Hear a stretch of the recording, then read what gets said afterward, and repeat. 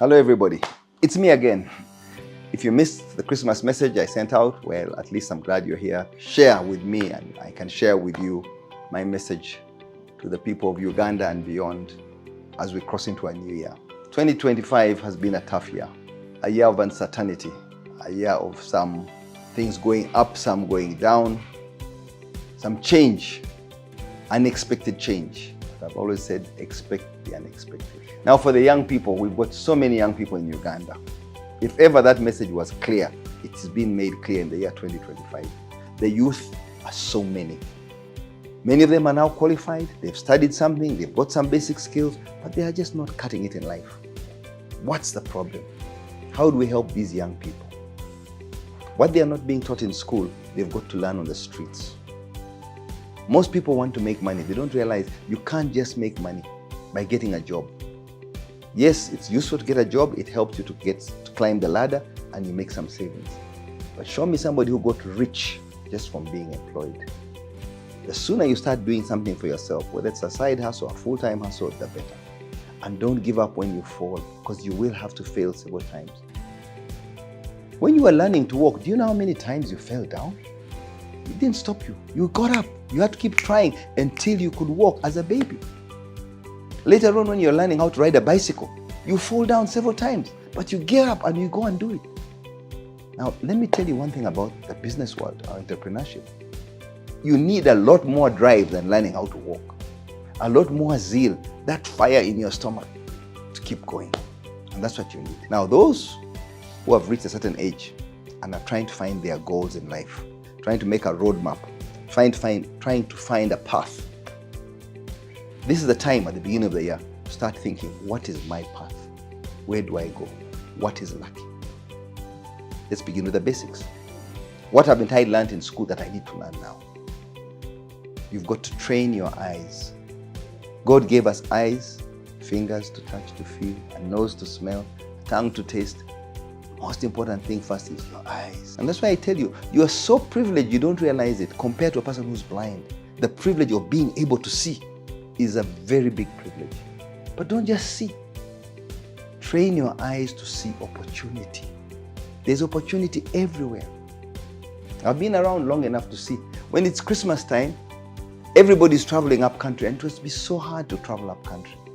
And there were so limited means of transport. Today, the number of buses that are in the community in Uganda is amazing. And people think, oh, I can't get into that business. The population in 1986 was 14 million. Today, we are 50 million. We're going to be 100 million. We need more buses. We need more cars. We need more transport. There's opportunity everywhere. We need more food. We need more stopovers when people are traveling, just over Christmas. Prices will hike for nearly everything. Where is your opportunity? When the president brought the word okulembeka, position yourself with a container to capture some of that rainwater when it rains. Others, when it stops raining, there's a problem. When the Egyptians tell us, do not touch the river Nile, we say, why? It begins in Uganda. Because you are blessed. God gave you so much water from the rains, from all the mountains, that Lake Victoria is always being replenished every day. Through the swamps. As long as you look after the swamps, the water is being replenished in the river in Lake Victoria, and that's the source of the Nile. The rest of the countries have nothing. It serves and goes through Sudan, South Sudan. Ethiopia gets a bit. It goes on up to Egypt, and Egypt depends on it because they're in a desert. That's why they are ready to take us to war if we touch the Nile without their consent. Every cubic meter of water that goes through, they feel they're entitled to. We feel we're entitled because we have the source. But if you have the source, where is it coming from? There are so many streams that are feeding it. There are so many. This has been happening for years and years. And does it not only stop in the Egypt? It goes into the Mediterranean. The Mediterranean depends on us. So God has gifted us with so much, but we're not capturing that, kulembekaing that rain before it goes into the lake. Because once it goes into the lake and into River Nile, they feel it's theirs. They are entitled. Now, those colonial rules that were put in place long ago, that the water belongs to Egypt, are hard for us to change now.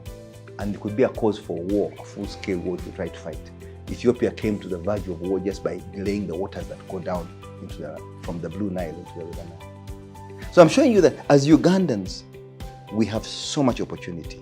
And you, the young people, begin by training your eyes to see opportunity. Train your brain to convert that opportunity that you see into a reality that you benefit from. If you don't sell something, you won't make a profit. Sell a service, a product, a commodity, something you must be selling, which you buy at this price and sell at this price, and you make a profit. It is so important. So young people, sitting on a desk all day, being very brilliant at school, being the best in school will not get you very far if you do not learn to train your eyes and your brain. Then use your hands. Simple things that God gave us, all of us. Smell the opportunity. Guys who are selling muchomo on the roadside, they began like that. One day they are driving Mercedes cars. They own trucks. Selling chapati, Rolex, they began there by doing something. Do something. There's always a need. If you can see the gap, that's where the beginning, the magic starts. And that's the beginning. I encourage more and more of you to come into entrepreneurship. I've argued about agriculture. Agriculture is fantastic. It's a mother that all of us, it will always say, come into agriculture. It will never say, no, the industry is full. But I already think there are too many people. 70% of Ugandans are in agriculture. They need to get out. Go into entrepreneurship and compete. It's hard, it's brutal, yes, but go and compete. Go into the service sector. Go into manufacturing. Go into trading. Do something else. Agriculture is very hard for you, the youth. Some of you will succeed. Those who can do high-value vegetables, cabbages, spinach, these big orange tomatoes or sweet pepper, sweet chili, sweet pepper. There are different things you can make money in, but it's a bit skilled. Greenhouses. Coffee has done very well. Most people can easily go into coffee, and it's a Ugandan thing. We know coffee, it's natural. Telling you, trying to teach you other products will be hard. But something like coffee, surely you are raised on coffee. Most Ugandans have lived with coffee all their life. All you need to do is do it better. Improve the yield per tree and make sure we can keep harvesting throughout the year. Give it shade, give it water, give it fertilizer. Those are basic things that we can do because the return now is so much higher. Before, the return was not as high, but with today's global prices, coffee is very profitable. And the price is not going to go back down. And I can tell you why. The main reason is the Chinese used to drink only tea. It was Chinese to drink tea. But if you go to China now, Korea, Japan, there are coffee shops everywhere. They have moved from tea. More and more people are drinking coffee. The demand for coffee has just gone through the roof. Yes, we've had a spike in price because of Brazil, the frost, all kinds of things. There will be some adjustment, but it will never go back down. Not so long as the Chinese are drinking tea, the Indians are drinking tea, the Japanese, the Koreans, those Asians who never used to drink coffee have switched from tea now to coffee. And that's a big difference.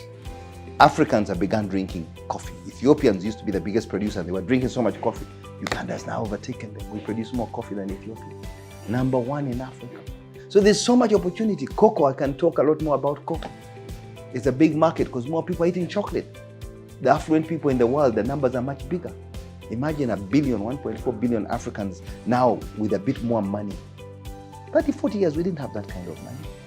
Have a middle class that drink coffee, drink tea, eat a chocolate. So life is changing for the better. So all of you, don't lose hope. New Year is a time for hope. And start with whatever little you have. Don't wait for capital, that I need capital, I need capital. Start with the little you can. Now, who do you expect to give you capital? The government? The banks?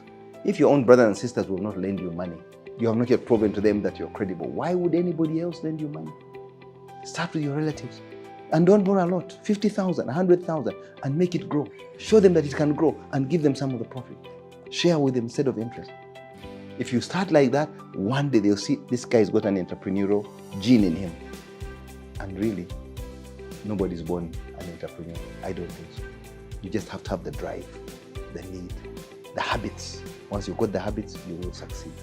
Thank you very much. Happy New Year to all of you.